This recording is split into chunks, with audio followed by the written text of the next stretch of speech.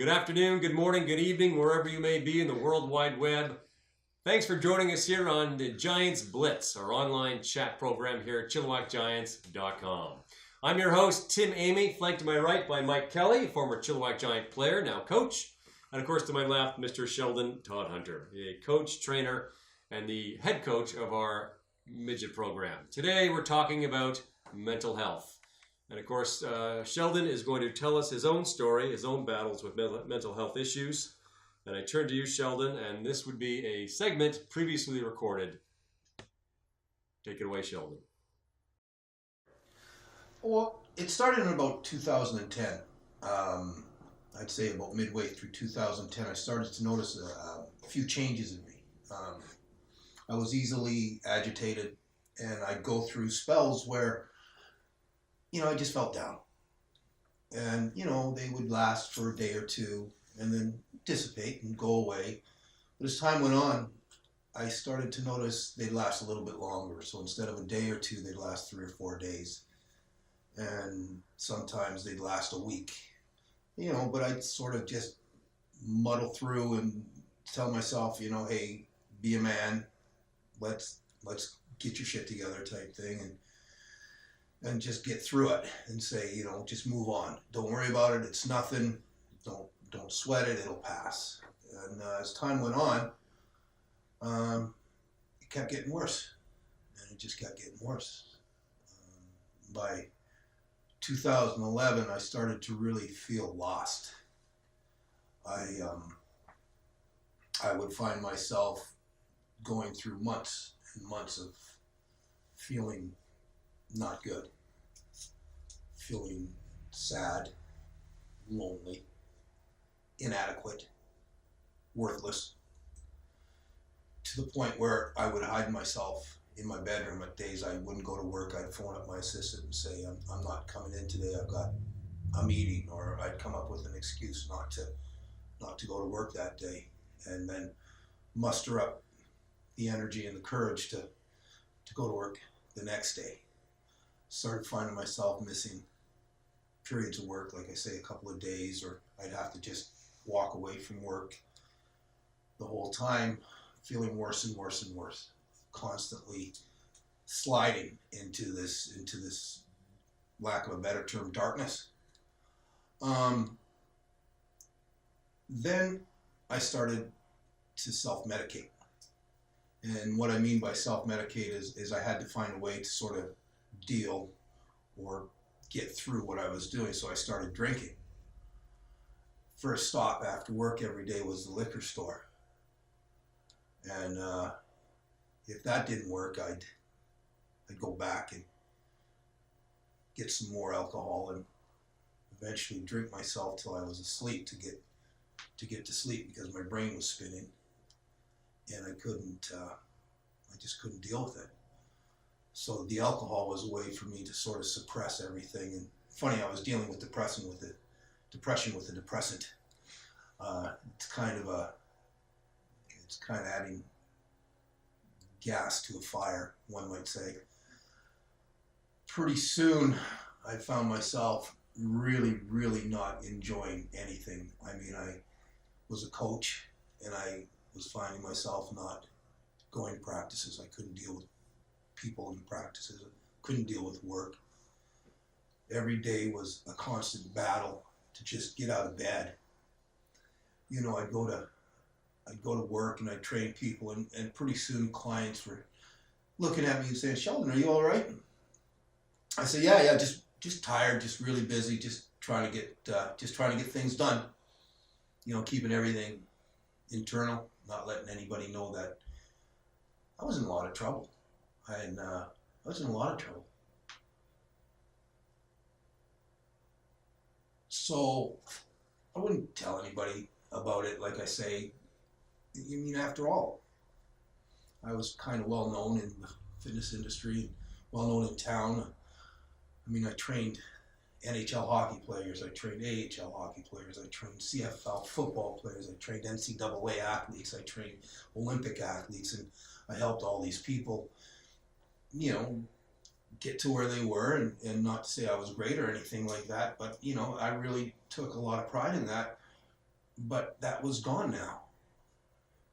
And, you know, who was I to tell people I'm dealing with some feelings. I just don't know what they are. At the time, there wasn't a lot known about depression. It was sort of starting to come out, but there wasn't a lot known, so I just kept it all inside. And then one day, I don't know, I just really started to think about being dead. And out of the, you know, I just didn't want to be alive anymore. And I started thinking about ways to do it. But I didn't. But I started to plan. If I could, this is how I would. So every day would go by and I'd wake up in the morning scared of that day, wondering if I was going to get through that day. Feeling, like I say, all those feelings of loneliness, despair, just helplessness. And I was to the point where I was almost to the point of hopelessness. So the alcohol wasn't working anymore. Nothing was working. And I never forget, one day I drove up to my shop and my shop was on a long string of warehouses, and my shop was right at the very end on the left-hand side. And I pulled in to my shop where the driveway was, and I stopped my car. And I looked down, and I saw a big concrete wall. And I just sat there and I said, you know, this would be a perfect opportunity to put an end to it all. You know, the world would be better off without me. My family would be better off without me. My kids would be better off without me. I mean, I'm just a burden. That's all I am. I'm just a burden. I'm just a pimple on the face of life, and nobody will notice if I'm gone anyway. And I'm tired of feeling like this. I'm absolutely sick and tired of feeling like this. I just want it to end. So what I did is I lined my car up to that wall. And funniest thing happened was my phone rang. And I looked, and it was my son Caleb. And I answered it. He said, "Hey, Papa, how are you?" And I said, "I'm good, son." He said, "Don't forget, you got to drive us to football tonight." I went, "I'll be there." He said, "Promise?" I said, "Promise." He said, "Love you, Papa." And he hung up. And that sort of stopped me from doing what I was going to do at that moment.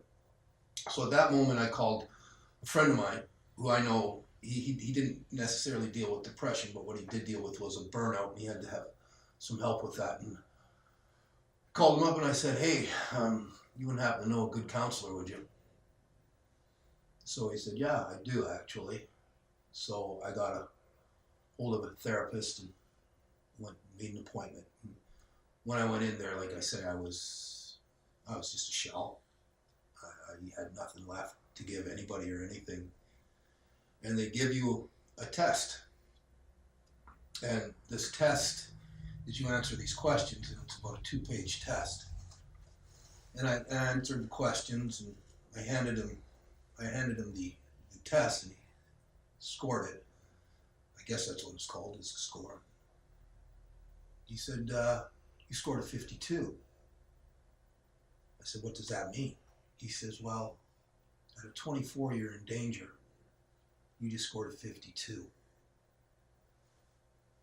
And I went, "Oh, well." He said, "You need to get to your doctor, and you need to get to your doctor now and get on some medication." He says, "Normally I don't recommend medication." He said, "But you really need to get on some medication now, or go to the hospital and check yourself in." I said, "No, I'm not going to the hospital. No, I'm not going to do that." And I said, "My doctor's out of town for 2 weeks." He said, "You don't have 2 weeks." He said, "You've got to get somewhere now."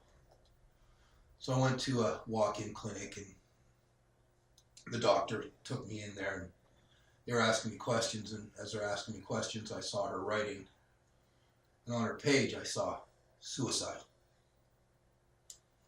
And she said, "We need to get you on some medications right now. You're too young, and you got a lot of life left for you to be feeling like this." And I said, okay. So I went on some medication, some antidepressants. Well, they didn't really take. And for about 3 more weeks, I just kind of muddled through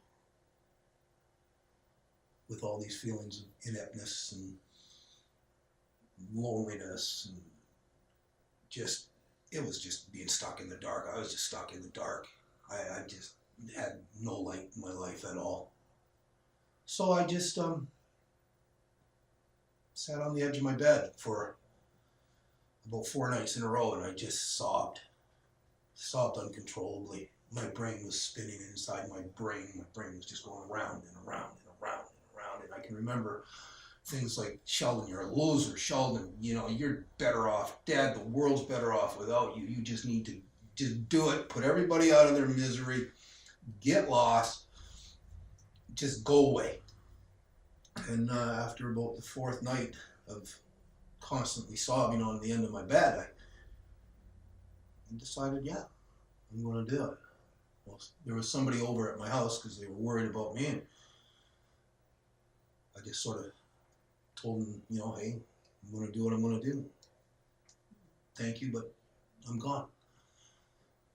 So I left the house, and they had the fortitude to call the police. And the police called me up, and they said, hey, Sheldon, I can't remember, this is 911, where are you right now?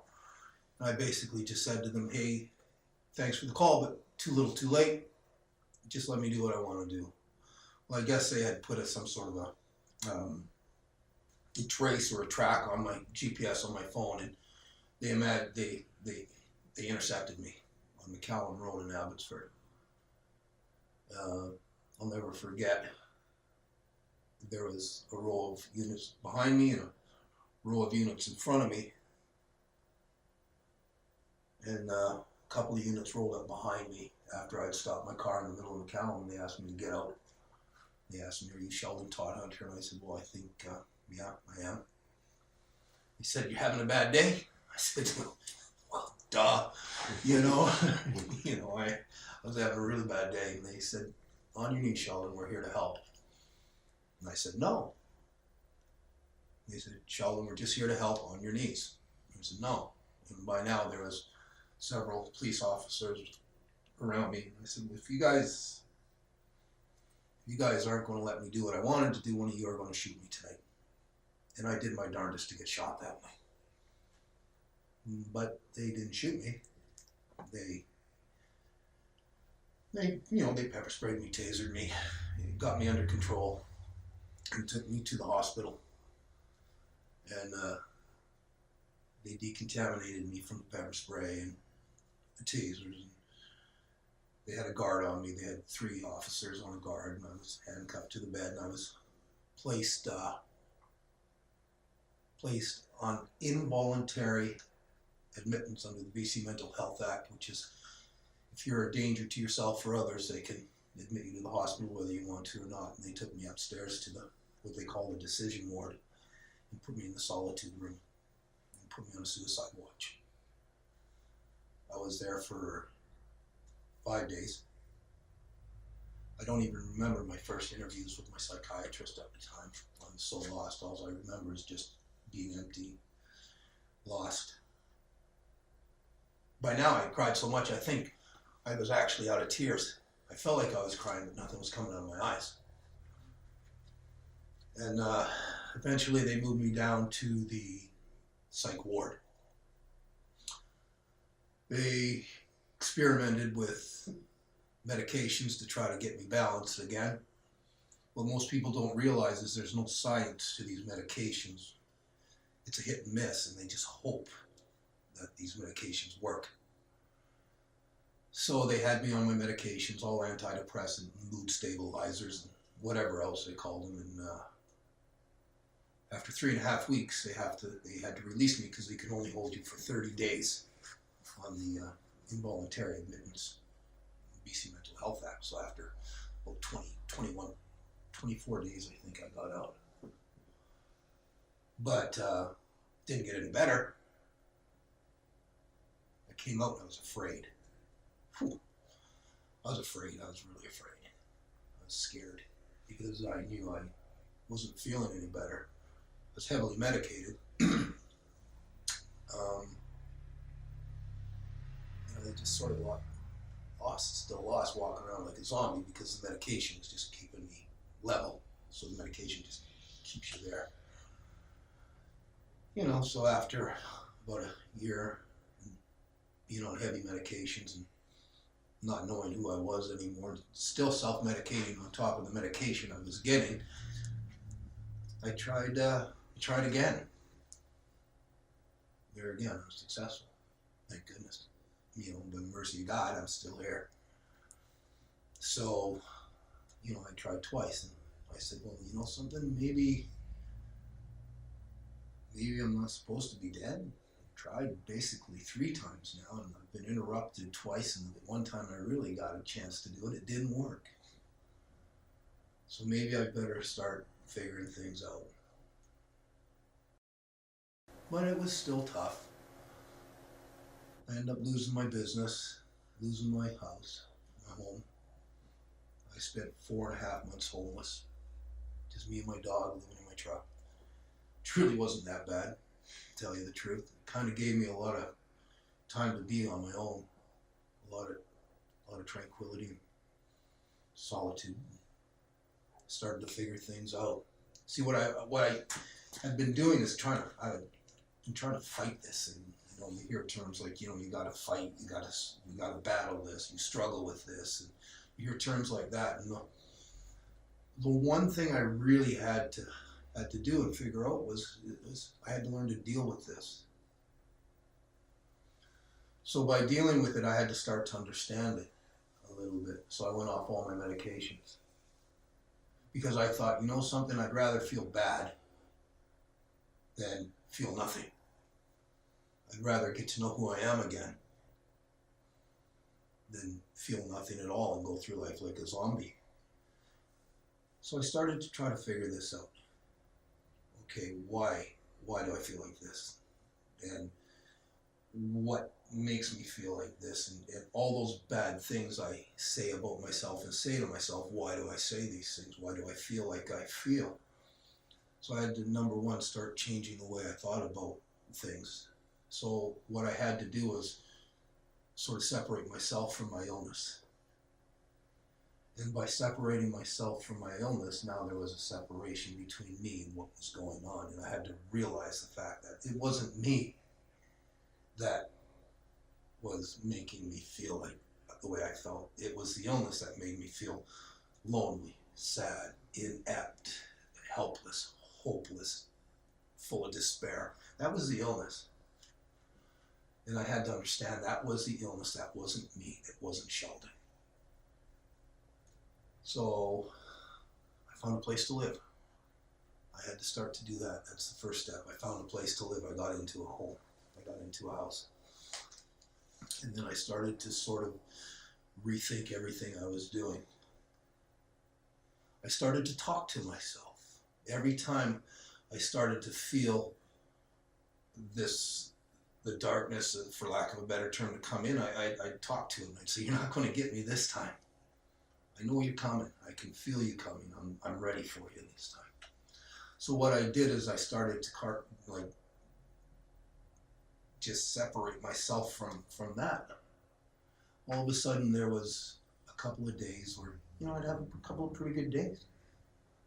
Then I'd struggle for a while again, but I had a couple of good days. Pretty soon a couple of good days turned into 3 or 4 good days. And then all of a sudden, 3 or 4 good days turned into a week, and then a week would turn into a couple of weeks, and then a couple of weeks might turn into a month before I'd start to sort of have a little bit of a slide again. But when that slide came, I was ready for it this time. I could say, hey, look, that's not you, Sheldon. That's this thing trying to get a grip on you again, and don't let it. So I'd do things. If I had a bad day, I'd get through it. And I'd say, you got through today, so there's tomorrow. So long as there's tomorrow, There's always a chance it's going to be better. So I'd wake up in the morning and I'd look in the mirror when I was going through these spells, and I'd look in the mirror and I'd say, okay, what am I going to do today to make today a better day than yesterday? So I started going back to the gym and working out. I started coaching football again. I started to do the things that made me feel good, and I started to get more active and more proactive with the things I needed to do. So as time went on, now a month would turn into 2 months. And 2 months would turn into 3 months. And then I'd have a little slide, but I could deal with the little slide. And don't get me wrong, I mean, it wasn't easy. And I still have moments and times where I struggle. It doesn't just go away. But I know I can deal with it. See, you battle cancer, you struggle with finances, you struggle with decisions, but you deal with depression. And that's what I had to learn how to do. So now it's been 7 years, and to get to this point here, I'm almost working full-time again. I'm coaching football. I'm the head coach of the midget program. I love that. I'm working out and taking better care of my body. I'm watching what I eat, understanding the things I need to do to be healthy, not just in my head, but in my heart. So, for anybody out there who is really dealing with depression and going through that, I want them to know they're not alone. You're not alone at all. There's a lot of us that go through it. 1 in 4 of us will have a direct impact with some sort of mental health issue. So you're not alone, and don't think you are. And if you are feeling like that, and you can sort of relate to some of the things I'm saying, reach out, get some help, because there is help out there for you. The biggest thing I can honestly say, though, is never, ever, ever let yourself get to the point where I got. Because it's only by God's mercy that I'm here today. And the fact of the matter is, as long as there's tomorrow, there's always hope. So never take away tomorrow. Because as long as there's tomorrow, there's always hope. That's about it. That's my story. And thank you very much. And we're back to our panel. Tim, Amy, of course, with Mike Kelly and Sheldon. Thank you very much for that very honest and I think compelling story. And so few people come forward to share their stories. I can't thank you enough for being here and sharing yours today. We're going to open up a few questions for Mike and myself. And Mike, you want to start off? Well, yes, Sheldon. I just wanted to say, I mean, that was that demonstrated so much strength of character with support. And I wondered if you could just touch on some of the support you received with your family and friends to help you get through it, and talk about how it is going to be going forward for you. Okay, that's a good question. One of the things that was funny about my experience in going through the depression is I really thought I was alone. And when I was in the hospital on the psychiatric ward, they actually had to turn people away to come from see me. They said, no, he needs his rest. I was really stunned by that when my doctor came and said, you are having way too many visitors. The whole time I thought I was alone. I thought I was alone in this battle, and I thought, it was just me against this thing called depression. My family, particularly my daughter, she just took the bull by the horns. She came over from Nanaimo and said, hey, this is my dad, and I'm going to make sure he's all right. And my family was incredibly supportive. My mom and dad stayed with me because there was a time after I came out of the hospital where I wasn't allowed to be alone. I absolutely was not allowed to be alone, with the fact that they were worried that I would slide and maybe hurt myself. So my mom and dad would take shifts, and one would stay with me for a few days, and then the other one would come down from 100 Mile and they'd switch. Going forward, it's what helps me is talking about it, and it's really what keeps me sane. And what I want to do moving forward is keep the light on this thing. We were just recently had gone through the Let's Talk campaign. Well, I think it's important to keep talking. It's so important that people aren't afraid to speak about what they went through and what they're going through. It's so important that people can openly discuss their hardships and what they're dealing with because of the stigma that comes with it, particularly when you're a male.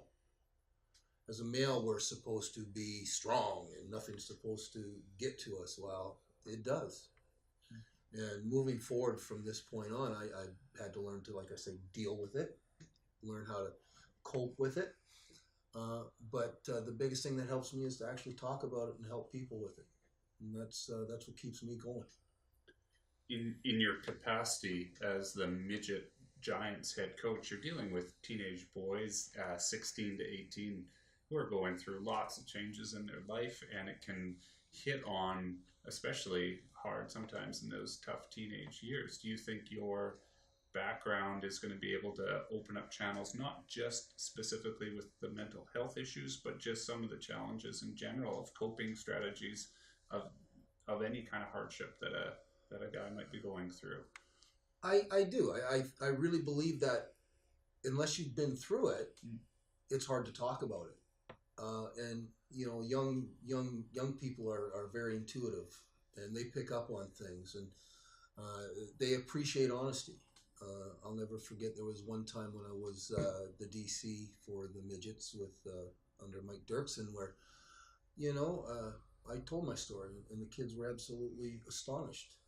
They couldn't believe it. And believe it or not, about 4 kids came up to me afterwards and said, "My dad goes through that. Thank you for that." And one of the coaches came up and said, "Do you mind if I ever give you a call when I'm having a little bit of trouble?" And I said, "By all means, you're more than welcome to." So, sure, you have to be strong.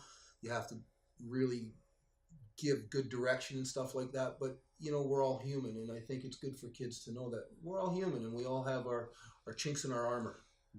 And this is one I have. So, and I'm not afraid to admit it. We're only human. You've touched on the issue of strength. I want to know, how has this made you stronger as a person? Well, it goes back to the fact that what doesn't kill you makes you stronger, kind of. What it had to do is, I thought at one point I was pretty invincible. I mean, my performance center in Abbotsford, I was making great money. I was doing, training all these guys. I was training NHL hockey players, CFL football players. I was just high. The world was mine. It's a funny way how the world can bring a little humility into your life. And what ended up happening with me was quite simply this. I discovered if I can do this, I can take on anything. I went through a business deal just recently that, 2 years ago would have put me in my grave. Today it didn't. And I'm sincere about that. Like, 2 years ago, if I had gone through what I went through in 2015 with this business deal, I wouldn't have made it. I wouldn't be here today. So adversity, character, all that stuff that comes with that is wonderful, but it's just the tenacity and the desire to be better. Perspective. It's a lot. It always struck me in your story the paradox of your professional capacity, where you were being sought out by Olympians, professional athletes, aspiring professional athletes, who were coming to you, paying you money to make them better, stronger, faster, make them the best that they could be. And all the while, the paradox of their trainer is struggling with something that they were unaware of. And that's such an interesting paradox of your professional job was to make them the best version of themselves that they could be, while you were fighting, as you say, or trying to understand or struggle against this mental health issue that was going on. It's it is odd, and there again too, because you have all these people looking to you for guidance, and like you say, to make sure that they're going the right direction, and the whole time I'm going backwards and really trying to deal with something that I wasn't even prepared or understood. Mm-hmm. There's an old story that I use when people ask me this question, and it's kind of an analogy I really like. And a guy goes to the doctor and he says, "Hey doc, I'm having a lot of trouble." He says, "I'm depressed, I'm sad, I'm everything." and I'm not feeling better. And the doctor says, well, hey, you know something? There's a juggling mime clown guy over on the corner of 7th there. You got to go see him, and he brightens everybody's day. I always send people down there to go see him when they're feeling a little bit down, because he just makes you feel wonderful. And the gentleman looks at the doctor and he says, but what do you do if you're the clown? You know, and that's kind of the situation I was in. I just had to muddle through and get through it. I thought, when I really didn't need to. There's lots of help out there, and that's the important thing to get back to, is there's lots of help out there. And I was just too proud to say, hey, I'm suffering, and I'm having a hard time. And I'm sure that if I had known I could do that and say that, probably wouldn't have ended up where I was. So that's the important thing, to let people know that if you are dealing with that, if you are dealing with depression or anxiety or some sort of mental health issue, there's help out there for you. You're not alone. You don't have to deal with it alone. And I think that's the important thing, to get out and let people know. Does mental health, did the issues run in your family, or is it isolated with you? There was some depression with my grandmother. I do know that, but to this point here, like this, as far as I know, I'm the only one in the family that got to the point where, you know, I was hospitalized and on a suicide watch. What the funny thing was with this, though, is when my dad would go home, and he tells me the story. He said, I had no idea about this depression stuff until you started dealing with it. And he said, I went home and I had somebody come by the house, and he said, hey, Bill, where have you guys been? He said, well, we've been down on the coast a lot helping our son. He's really dealing with depression right now. And he said there must have been 3 or 4 people all of a sudden asking, hey, my son or my daughter or this or that. You know, it's a door that needs to be opened. It's something that's got a stigma people are afraid to talk about. 1 in 4 people, like I say, will have a direct contact with mental health in some capacity. I mean, those numbers rival cancer, yet we don't, you know, my mother had a couple issues. My mother's battled breast cancer twice, and we wear pink. Prostate cancer, there's November. We have a week in May where we talk about it, not a month. You know, suicide is the #1 killer of young people. You look at us as a Giants association, or as a group, a collection of individuals, and we have 300 plus athletes, and just doing the math, we have a responsibility probably to keep this going as a discussion that happens year round. You bet. And one of the things I really believe is like I say, we have to be open. You know, the stigma that comes with it of people being weak. I often say, you know, when I tell my story, or people tell a story similar to mine, people will say, oh, you know, they're weak, or, you know, they're this or they're that. Well, people don't understand what it's like to have to get up the next day, get through that day, when all you want to be is dead. All you want to be is dead. And people don't realize the strength that takes to stay alive. And that about wraps up our show for today. Thank you very much for joining us on Giants Blitz. Tim Amy, on behalf of Mike Kelly and Sheldon Todhunter, thank you very much.